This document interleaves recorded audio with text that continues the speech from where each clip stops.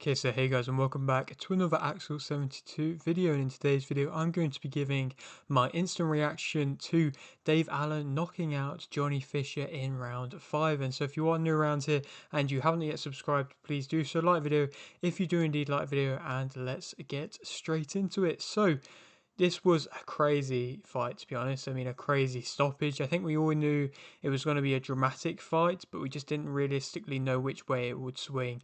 Johnny Fisher coming into this fight was obviously coming off a win from the first fight. And yes, the first fight was very controversial, but we could see the boxing ability and boxing talent in which Johnny Fisher did have and did show. And, he showed that he was the superior technician compared to that of Dave Allen, but inevitably he wanted to get into a scrap. And, after getting knocked down, he resorted to his roots and wanted to get into a real scrap. For this fight, that was kind of what Dave Allen, you could tell, was banking on. He came into this fight, Allen, much heavier in weight, and a lot of people were saying that was a bad idea. And realistically, I don't think Allen minded if he won or lost a fight. I think he just thought in the back of his mind, if he could land a shot and had a bit more power behind it due to the fact that he had a bit more weight on him, it wouldn't matter no matter what round it was, and he could be losing the whole fight, like in my opinion he was, but then be able to land that one shot, and that was all that mattered and all that counted. And inevitably, realistically, he was right, and it was a very good game plan. And now he is WBA and Continental Heavyweight Champion. Johnny Fisher was boxing well throughout the first few rounds, where he was throwing out a nice jab, but from pretty much the get-go, he was happily sat on the back foot. It's not something which we had seen too much from Johnny Fisher in previous fights before Dave Allen. He'd often be on the front foot, he'd often be utilising his power, and he often looked devastating in fights prior to Dave Allen. But as soon as Allen showcased that he could withstand the power of Fisher, which was once proclaimed to be something crazy, it was kind of showcased that there wasn't really going to be too much, coming back from it. And I think Allen knocking down Fisher in the first fight definitely did scar Fisher. And he has a lot of pressure upon him. He's a big British ticket seller. He was at the Copper Bush, and he had a lot of pressure upon him. And for a young heavyweight who'd just been knocked down in his previous fight and never had to face that adversity before, and you could tell was reluctant to realistically throw too much of his own and really stand in his ground. You could tell it was going to be a long night for him, but he was, boxing throughout the first 4 rounds well, and pretty much the fight was playing out exactly how it did in the first fight.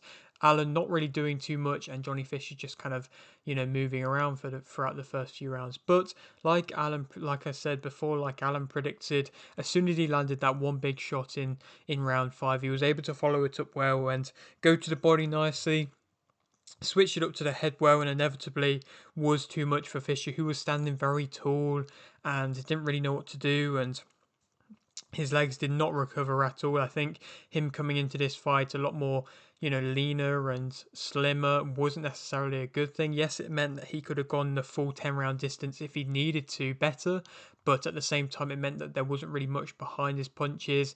It made him want to just have that style, like I say, that boxing style where you're just going to be walking around or, moving around the entire fight, not really trying to land any big shots. And it just meant that you couldn't go to the firefight in which it needed to be at certain points. And inevitably, Allen did what he had to do. Most definitely one of the best wins in Allen's career, and especially at this point in his career. Everybody kind of has forgotten about the Fraser Clark fight for David Allen. That was a really poor performance, and a fight in which, a lot of people kind of turned their backs on Dave Allen and didn't really want to have anything to do with him. And he went away, he started training up fighters and doing stuff for GBM out in Sheffield, and just ticking away, doing little things, getting with the broadcast team, with the zone and stuff. And now seemingly he's really found his enjoyment for boxing again. And he's never going to be a fighter in which, he'll admit himself, is going to be able to beat world champions or anything like that, but he's found a good level here, which is, yes, arguably around English level, probably below British level, but it is still a good level. And he isn't the most technically gifted of fighters, but he loves a good scrap, and he knows how to deal with boxers and movers, and can really cut off the ring well. And he is always been a bit of an underachiever in his career. That's what everybody's always proclaimed him as. But now he's got this second win, like I say, and he's enjoying boxing. And he could definitely go on to do something, good now. And I don't necessarily know what that could be. Maybe a rematch with Fraser Clark, but like I say, that first fight wasn't the best between the two of them. So I'm not entirely sure. If they give him Solomon Dakers, perhaps that could be a good fight, but that won't. I don't think that would sell too well unless they do it in Sheffield with Allen. There's a few options. Perhaps a David Adelaide TKV winner, but that's, I think, a bit too out of the realms of David Allen's reach realistically. But it's difficult to decide where he could go next. But for the most part, now this is a very big win for him, and a real credit has to be given to him for what he's achieved in his career. Not many fighters can be fighting for as long as he has been and fluctuated in weight as much as he has, and still be ending up able to win good performances. And he's definitely got a big fan base behind him now, backing him from Sheffield. And he's definitely is a fan favourite, and that's always what he will be. And to speak about a couple other fights on this card, it was a good card, to be fair. It was really showcasing the middleweight division on the domestic level scene, and it had two middleweight fights in which I wanted to speak about. George Liddard versus Aaron Sutton was the co-main for the Commonwealth Silver middleweight title. That ended up with a George Liddard TKO win in round 5, and that was a very good performance from Liddard. Liddard got that step up, was co-main event on a big show, and really this was a breakout moment for him in his career. I feel he's definitely progressed well through his career. He showcased he has power, alongside the other matchroom names that are from, that Essex region. He's always been able to stand out quite well. There's Jimmy Sains as well. There's a few other guys that have fought from that region. I mean, Johnny Fisher was one of them. The London type of scene. Giorgio Vizioli's been one as well. Quite a few which have been fighting at a good level and consistently been on cards and shows together.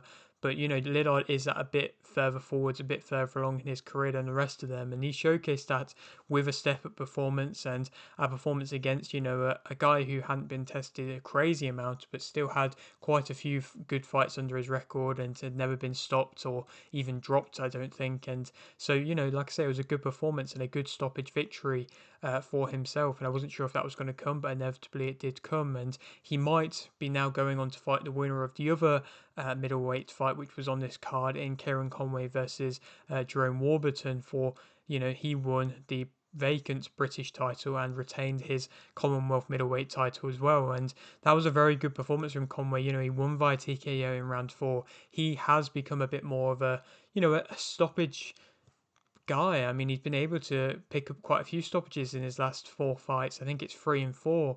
And that's really impressive because, I mean, I've watched Conway fight a couple of times live, and I'd never been able to see him get a stoppage. And he'd never really been that stoppage kind of guy, in my opinion. And he'd always been around, British level, and he'd had that opportunity to fight for the British title before, and he'd lost. He fought Ammo Williams, and he lost. He'd had a few opportunities, but he'd never quite been able to get there.